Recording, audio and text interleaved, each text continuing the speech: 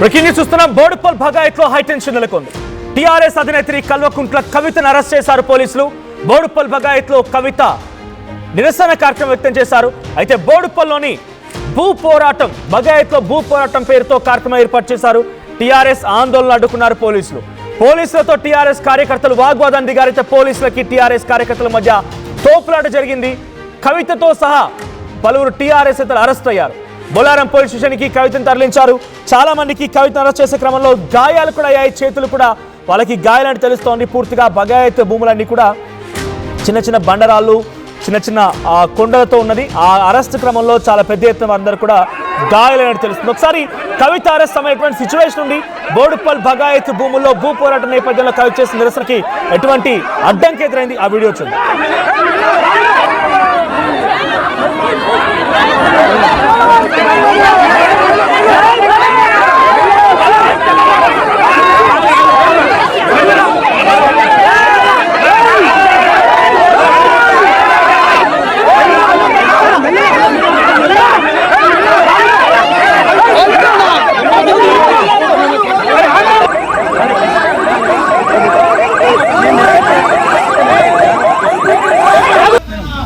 జై తెలంగాణ, జై తెలంగాణ, జై తెలంగాణ.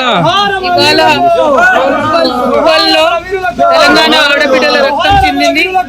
ఉప్పల్లో ఉద్యమకారుల రక్తం చిందింది. ఇవాళ నుండే ఈ గవర్నమెంట్ కౌంట్ డౌన్ స్టార్ట్ అయిందన్న విషయం తెలంగాణ ప్రజలు, తెలంగాణ ఉద్యమకారులు ప్రతిరోజు బోడుపల్ భగాయత్లో భూ పోరాటంతో టీఆర్ఎస్ పార్టీ చేపట్టినటువంటి ఈ కార్యక్రమం ఒక్కసారిగా ఉద్రిక్తంగా మారింది. హైటెన్షన్ వాతావరణం దారితీసింది. కవితను కూడా అరెస్ట్ చేశారు. బొల్లారం పోలీస్ స్టేషన్ తరలించారు. చాలా మందికి అరెస్ట్ సమయంలో ఆ ఉద్రిక్తత, వాగ్వాదం నేపథ్యంలో చాలా మంది గాయాలు కూడా అయ్యాయి. సో మనతో పాటుగా మనోజ ఉన్నారు, టీఆర్ఎస్ పార్టీ అధికార ప్రతినిధి. సో మనోజ గారు, ఏం జరిగింది? భూ పోరాటం యొక్క మీ కార్యక్రమం ఎటువంటి ఉద్రిక్తతలు దారితీసింది? సో దీని ద్వారా ఈ రోజు మీ కార్యక్రమం సక్సెస్ అయింది అనుకుంటున్నారా మీరు? అన్న 100% సక్సెస్ అయింది. మేము అక్కడ బొడ్రాయి పెట్టి ఏదైతే వీళ్ళు కాంగ్రెస్ పార్టీ ఇచ్చిన హామీ ఉద్యమకారులకు 250 గజాల ఇళ్ల స్థలం ఇస్తామని ఏదైతే కాంగ్రెస్ పార్టీ హామీ ఇచ్చిందో 3 సంవత్సరాలు చూసినాం. 3 సంవత్సరాలు గడిచినా కూడా ఆ హామీని ఇంప్లిమెంట్ చేయలేదు. ఈ రోజు ఎప్పుడైతే ఉద్యమకారులు ఉద్యమించారో వాళ్ళు ఈ రోజు రోడ్ల పడ్డాం. మేము మా బతుకులు చీకటి అయిపోయినాయి. మా తరపున ఈ రోజు ప్రతిపక్షము కొట్లాడదు. మా తరపున మాకెన్నో హామీలు ఇచ్చి గద్దెనెక్కిన అధికార పక్షము మా గురించి పట్టించుకోదు. ఈ రోజు కవితక్క గారు మా కోసము ఉప్పల్ సరౌండింగ్ లో ఏదైతే ప్రభుత్వ భూమి ఉందో అక్కడ బొడ్రాయి పెట్టి బోనం సమర్పించి కొబ్బరికాయ కొట్టి మేము శాంతియుతంగా ఈడ ప్రభుత్వ భూమి ఉంది, ఈ పట్టాలు ఉద్యమకారులకి ఎవరిమన్నా మేము ఈ నేల కోసం ఉద్యమం చేసిన బిడ్డలం కదా. మా నెత్తురు చుక్కలు అన్న ఈ రోజు ఆ ప్రభుత్వ భూమిలో పడ్డ ఈ రోజు మా నెత్తురు చుక్కలు. ఇదా వీళ్ళ పద్ధతి? మేము 100% సక్సెస్ అయినా అన్న. మా నాయకులని, మా కార్యకర్తలని, మా ఉద్యమకారులని గవర్నమెంట్ దానికో కమిటీ వేసింది. కేకేశ్వరరావు, పొన్నం ప్రభాకర్, రాముల నాయక్ వీళ్ళందరూ కూడా కమిటీలో సభ్యులుగా ఉన్నారు.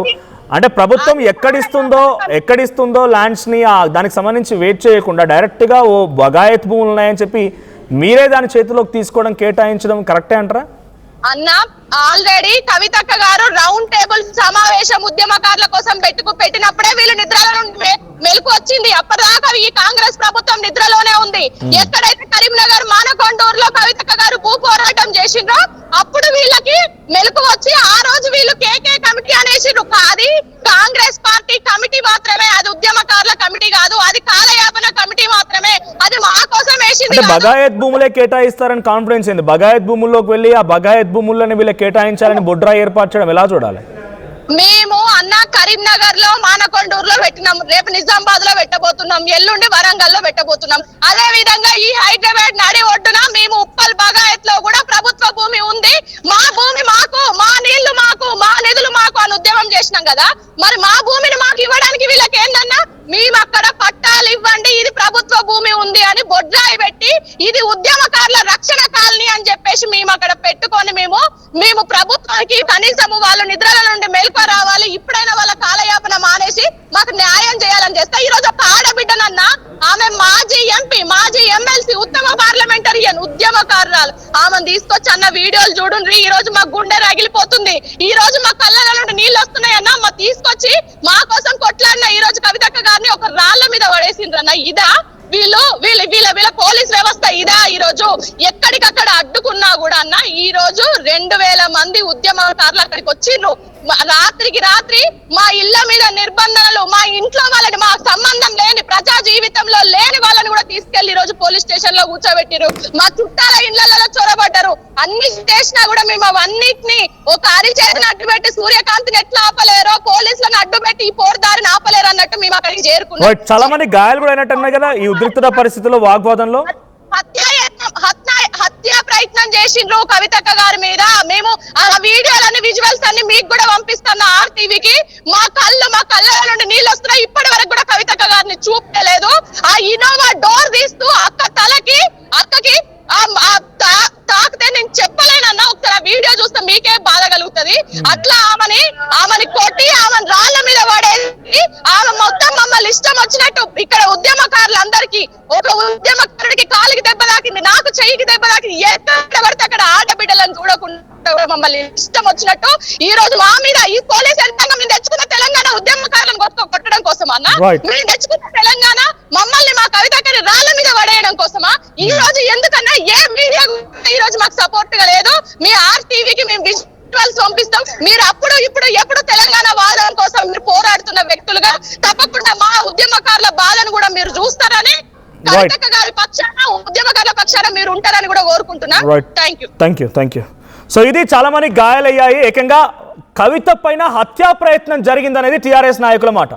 పోలీసులు ఏకంగా చంపాలని చూశారు, రాళ్ల మీద వేశారు, ఆ కార్కి తగిలించారు, తనకి చాలా తీవ్రంగా గాయాలయ్యాయి. మాలాంటి ఉద్యమకారులు చాలా మంది గాయాలనేది వాళ్ళు చెప్తున్నమాట. ఒకసారి విజువల్స్ కూడా మనం చూస్తున్నాం. చాలా భయంకరంగానే పోలీసులు ఇక్కడ మనతో మాట్లాడింది ఇప్పటిదాకా కవిత పక్కనటువంటి వ్యక్తి మనోజ గారు. సో తను ఏమంటున్నారంటే, మాపై దాడి జరిగింది, మాకు చేతికి దెబ్బ తగిలింది, కవిత గారిని ఎక్కడ పెట్టారు ఇప్పటివరకు చూపించట్లేదు, తనకు కూడా చాలా తీవ్రంగా గాయాలే, బండరాళ్లపై ఎత్తేశారు, తన తలని కారు కేసు కొట్టారని చెప్పి హత్యా ప్రయత్నం అనేటువంటి పదాన్ని కూడా వాళ్ళు ఉపయోగించారు.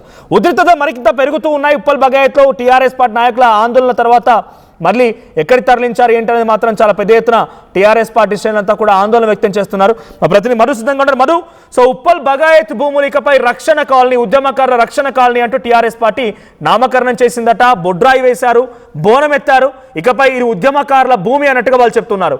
సో దీనిపై ప్రభుత్వం రియాక్షన్ ఏంటి? పోలీస్ అధికారులు ఆల్రెడీ కవితను అరెస్ట్ చేశారు, ఎక్కడికి తరలించారు? ఉద్యమ పార్టీగా చెప్పుకున్నటువంటి ఇప్పుడున్నటువంటి బీఆర్ఎస్, అప్పుడు టీఆర్ఎస్ తెలంగాణ ఉద్యమకారులని పట్టించుకోలేదు అనేటువంటి స్టేట్మెంట్ ను కాంగ్రెస్ పెద్ద ఎత్తున మొన్న ఎన్నికల్లో ప్రచారం చేశారు. దానికి సంబంధించి మేము అధికారంలోకి వస్తే తెలంగాణ ఉద్యమకారులకి 250 గజాల జాగా, పెన్షన్, ప్రభుత్వ ఉద్యోగము, ప్రభుత్వం నుంచి పూర్తి స్థాయి సహకారాలు ఉంటాయి అనేటువంటి స్టేట్మెంట్ చేశారు. కాంగ్రెస్ మేనిఫెస్టోలో పెట్టింది. కాంగ్రెస్ అధికారంలోకి వచ్చి 2.5 సంవత్సరాలు అవుతుంది. దానిపైన నోరు మెదపకపోవడంతో గతంలోనే డిమాండ్ చేశారు. ఉద్యమకారులంతా కూడా ఒక రౌండ్ టేబుల్ సమావేశం పెట్టుకున్నారు, డిమాండ్ చేసేశారు. తర్వాత కవిత జాగృతి తరపు నుంచి కరీంనగర్ లో ఒక కార్యక్రమం తీసుకున్నారు. అక్కడ కూడా ఉద్యమకారులకు ప్లేస్ ఇవ్వాలి అనేటువంటిది అక్కడ వెళ్ళేసి ఒక దిన్నె పాతారు. అక్కడే ఒక బోర్డు పెట్టారు. ఈ బోర్డు అనేటువంటిది తెలంగాణ ఉద్యమంలో పనిచేసినటువంటి వారికి ఈ ప్లేస్ ఉన్నంత కూడా ప్లాట్ల రూపంలో వారికి కేటాయించాలని డిమాండ్ చేశారు. మళ్ళీ ఈ రోజు ఉప్పల్ బగాయత్లో కార్యక్రమం తీసుకున్నటువంటి పరిస్థితి. దాంట్లో ఈ రోజు పెద్ద ఎత్తున టీఆర్ఎస్ పార్టీ సంబంధించినటువంటి నాయకులు, కవిత అనుచరులు అంతా అక్కడికి చేరుకొని డిమాండ్ చేశారు. ఈ భూమి ఉప్పల్ బగాయత్ సంబంధించినటువంటి భూమిని ఉద్యమకారులకు కేటాయించాలి, గతంలో కాంగ్రెస్ ఇచ్చిన హామీని నిలబెట్టుకోవాలనేటువంటి స్టేట్మెంట్ చేశారు. అక్కడ పోలీసులు కాస్త ఉద్రిక్తతో లాఠీచార్జ్ చేశారు, కొంతమంది గాయాలయ్యాయి. కవితను అరెస్ట్ చేసి బొల్లారం పిఎస్ లోకి తరలించినటువంటి సిచ్యువేషన్ కనిపిస్తుంది. ఖచ్చితంగా ఉద్యమకారులకు ఇస్తామన్నటువంటి హామీలు అమలు చేయాలనేటువంటి కవిత డిమాండ్ చేశారు. అక్కడ నుంచి కాంగ్రెస్ ఇచ్చిన హామీలు అడిగితే ఉద్యమకారులపై లాఠీ చార్జ్ చేసి రక్తం చిందేలా కొట్టడం అన్యాయం అంటూ ఆమె స్టేట్మెంట్ చేశారు. ఉద్యమకారులకు ఇస్తామన్న హామీలను ప్రభుత్వానికి ప్రతిరోజు గుర్తు చేస్తూనే ఉంటామనేటువంటి స్టేట్మెంట్ చేశారు. కవితను వెంటనే విడుదల చేయాలి, ఉద్యమకారుల కోసం అడిగితే అరెస్ట్ చేస్తారు అనేటువంటి స్టేట్మెంట్ చేశారు. దీనికి కౌంటర్ కూడా కాంగ్రెస్ పార్టీ నాయకులు చెప్తుంది. మనోజ్, 10 ఏళ్లు అధికారంలో ఉన్నప్పుడు కవిత నోరు మెదపలేదు ఉద్యమకారుల గురించి. తండ్రి పక్కనే ఉన్నప్పుడు ఆమె ఎంపీగా ఉన్నారు, ఎమ్మెల్సీగా ఉన్నారు, అప్పుడు గుర్తుకు రాని ఉద్యమకారులు వారికి జరిగిన అన్యాయం, వారికి భూములు ఇవ్వాలనేటువంటి అంశము కవిత గుర్తు రాలేదు. ఇప్పుడు ఎందుకు క్వశ్చన్ చేస్తా ఉన్నారు అనేటువంటిది కాంగ్రెస్ పార్టీ నాయకులు చెప్తున్నారు. ఆల్రెడీ కమిటీ వేశాము, మంత్రుల సమక్షంలో ఉద్యమకారులకు సంబంధించి త్వరలోనే ప్రభుత్వం దాని మీద కార్యాచరణ ప్రకటించింది. త్వరలోనే వారికి ఉద్యమకారులకు న్యాయం చేసేటువంటి, అంటే ఉద్యమకారులు ఎవరు అనేటువంటిది గుర్తించేది కమిటీ పనిచేస్తుంది. ఆల్రెడీ వీళ్ళు కావాలని రాజకీయం చేస్తున్నారు అనేటువంటిది కాంగ్రెస్ పార్టీ నాయకులు కవిత తర్వాత ఎవరైతే క్వశ్చన్ చేస్తా ఉన్నారో ప్రతిపక్షాలను వాళ్ళు టార్గెట్ చేస్తా ఉన్నటువంటి సిచ్యువేషన్ చూడాలి. దానికి టైం లిమిట్ ఎంత ఉంది ఏంటనేది ఇంకా మంత్రుల కమిటీ నిర్ణయం తీసుకోలేదు. త్వరలోనే దానిపైన ఒక కంక్లూజన్ వస్తామని ప్రభుత్వం చెప్తా ఉంది. కానీ ఇంకా ఎన్ని సంవత్సరాలు, 4 సంవత్సరాలు అయితే కాంగ్రెస్ అధికారంలోకి వచ్చి ఇంకా ఎప్పుడు అమలు చేస్తారనేటువంటి డిమాండ్ క్షేత్రస్థాయి నుంచి వస్తా ఉంది. Thank you Madhu. So TRS party అధినేత్రి కల్వకుంట్ల కవిత అరెస్ట్ అయ్యారు. బొల్లారం పోలీస్ స్టేషన్ తరలించినట్టు తెలుస్తోంది. సో ప్రస్తుతానికైతే తను చూపించడం లేదని టీఆర్ఎస్ పార్టీ శ్రేణులంతా ఆందోళన వ్యక్తం చేస్తున్నారు. ఉప్పల్ భగాయత్ భూముల్లో ఇకపై తెలంగాణ రక్షణ కాలనీ, ఉద్యమకార రక్షణ కాలనీ అన్నట్టుగా వాళ్ళు నామకరణం చేశారు, బొడ్రాయి వేశారు, బోనం ఎత్తారు. సో ఒకసారి కవిత అరెస్ట్ సమయంలో ఉద్యమకారులకు సంబంధించినటువంటి ఆ ఆందోళనలు కానీ ఆ రసబాస్ ఎలా కొనసాగింది, అట్ ది సేమ్ టైం కవిత కూడా మాట్లాడుకొచ్చారు. తనేం మాట్లాడారో చూద్దాం.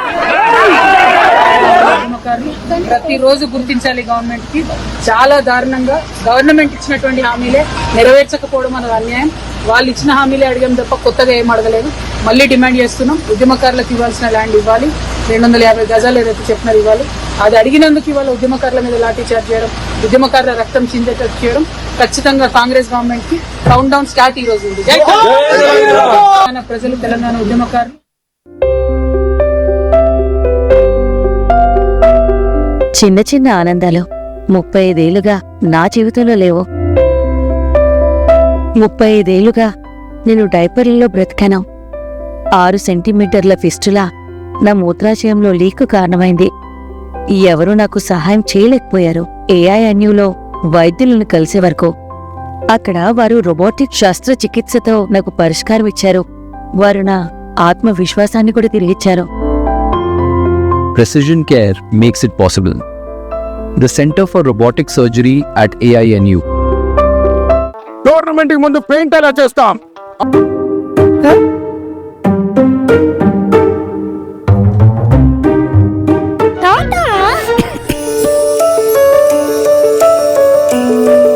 జలుబు, తలనొప్పి, నడుము నొప్పి, మోకాళ్ల నొప్పులు లాంటి లక్షణాల నుండి ఉపశమనానికి శాస్త్రిబా, ట్రస్టెడ్ బై మిలియన్స్ సిన్స్ 1992.